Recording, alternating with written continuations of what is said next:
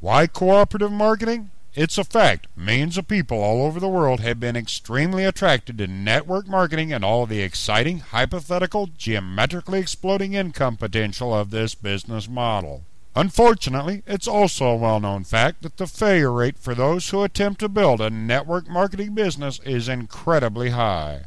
Even heavy hitters, those who can recruit really well, have fallen victim to their organizations falling apart over time. As a result, they find themselves searching for another network marketing opportunity to build a stable income that will last a lifetime, but it's very difficult to do. But what if there were a simple acid test, and with that test you could determine with a high degree of certainty whether or not the opportunity you're considering has remarkable potential for you and is worthy of your time and energy? Now, wouldn't that be useful information? Well, there is such a test. We call it the Business Health Test. Let us share it with you. At the heart of every profitable business are customers. The health test that we're referring to is simply a ratio.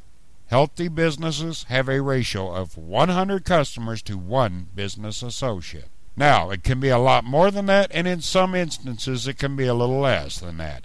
But when you look closely at any industry, from real estate to agriculture, you'll find large numbers of customers for every single salesperson. At the other end of the spectrum are network marketing opportunities.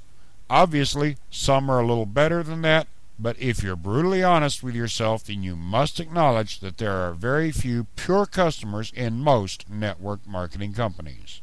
This business model is not very stable and may explain the high levels of attrition in network marketing.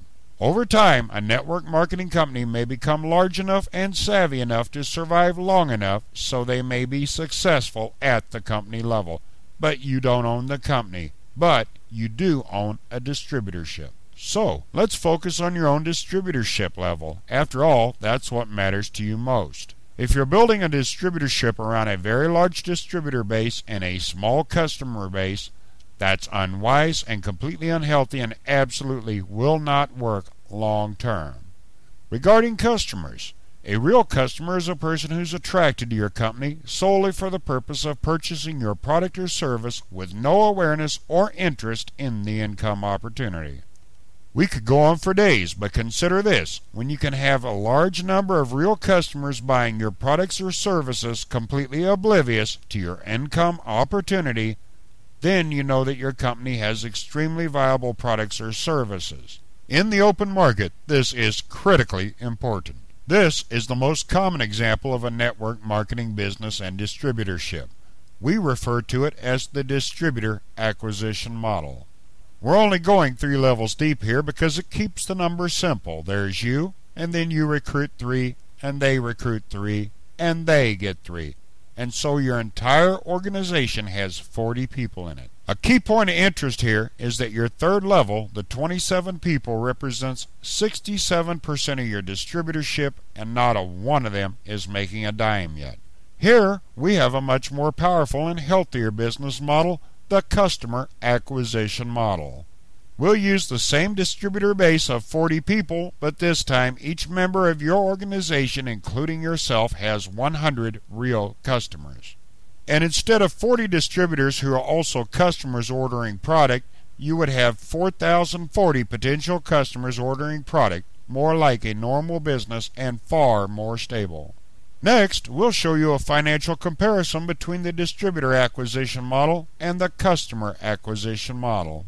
These numbers are not forecasts or estimates, and we're not making any income claims here, but you'll get the point when you look at the numbers.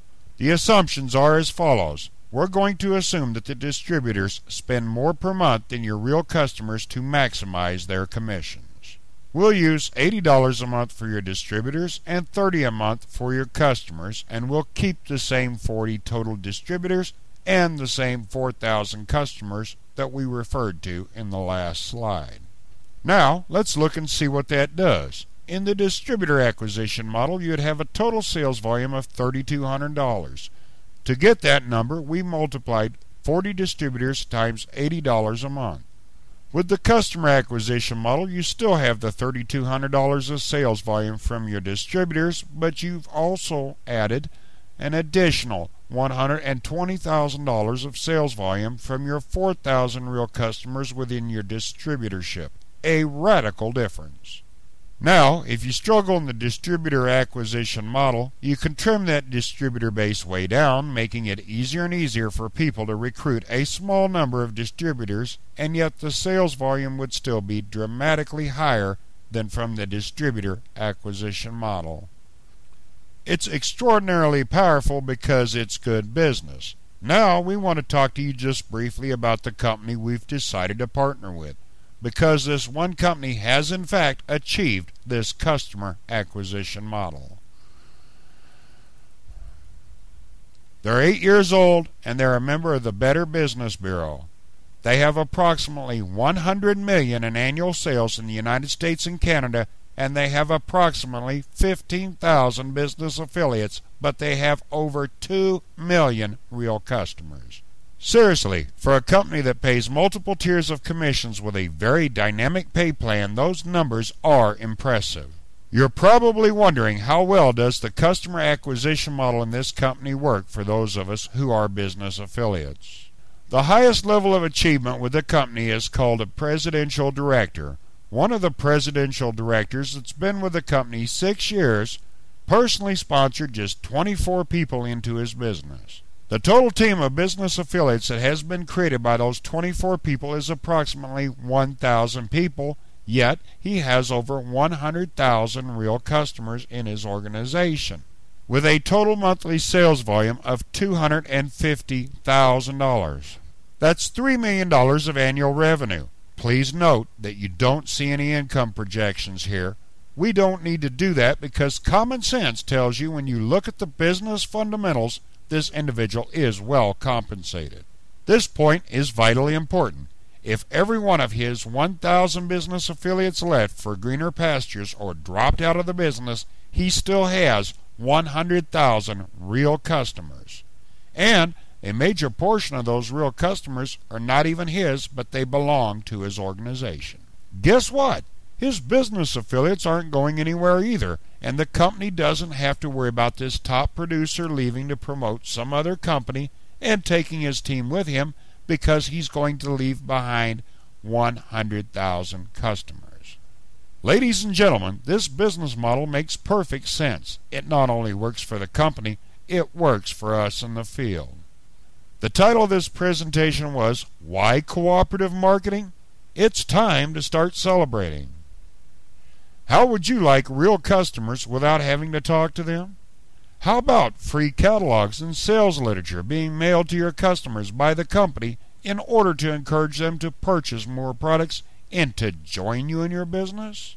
How about knowing that your business affiliates that you refer were trained by your company and that all of their questions were answered once again by the company?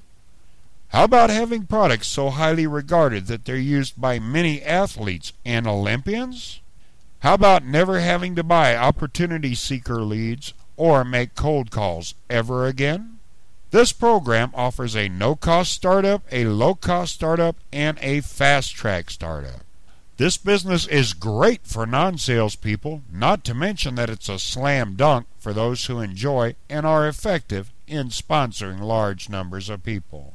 This is a proven business system that can quite literally be explained in 1 minute. Yes, this is a truly remarkable opportunity. For more details, please get back to the person who invited you to this presentation. Thanks for your time.